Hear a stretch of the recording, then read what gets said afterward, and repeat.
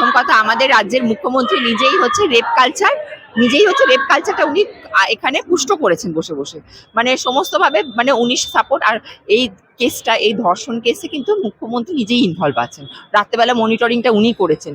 আজকে দেখো বিজেপি বলো সিপিএম বলো এরা খারাপ হতে পারে, আমি ওনার কথা অনুযায়ী মেনে নিলাম এরা খারাপ, ওরা খালি সিপিএম আর বিজেপির ঘাড়ে কিছু হলেই দোষ চাপিয়ে দিচ্ছে। ওরা তো আর মেয়েটাকে পুরো তাড়াতাড়ি ময়না তদন্ত করতে যায়নি বা পড়াতে যায়নি। উনি একটা জিনিস বুঝে গেছেন যে আমি আগে আজ যাই করি না কেন আমাকে আগে এভিডেন্সটাকে ট্যাম্পার করে দিতে হবে, তাহলে লোক 2 দিন চাচাবে 4 দিন চাচাবে, কিছু প্রুভ করতে পারবে না। আমি আমার জায়গায় বহাল তো বিয়াতে থাকবো, মাথাটা তো পাকা মাথা না। দেখো এই পাবলিক তো সেইখানে ওনার কাছে কাঁচা। আজকে এখানে একটা মেয়ের প্রাণ চলে গেল, এই মুখ্যমন্ত্রী এমন একটা কলঙ্কিত মুখ্যমন্ত্রী যে কিনা একটা মেয়ের ওনার জন্য একটা জল যায়, দেখো অ্যাক্সিডেন্টে মারা গেল বা এতে মারা গেল সেটা আলাদা, শুধু তাই না এরা মেয়েরে কিরকম সুইসাইড কেস বলে চালিয়ে দিচ্ছিল, এরা কিরকম ক্যাটাগরি চিন্তা করে, মানে কতটা পাকা মাথা, মেরে মেয়েটাকে সুইসাইড কেস বলে দিব্যি চালিয়ে, মানে কতটা লেভেলের নোংরা রাজনীতি, মানে সেটা নাচছে ওমান। বাংলা হান্টের আরো খবর দেখতে নজর রাখুন। বাংলা খবর মানেই বাংলা হান্ট।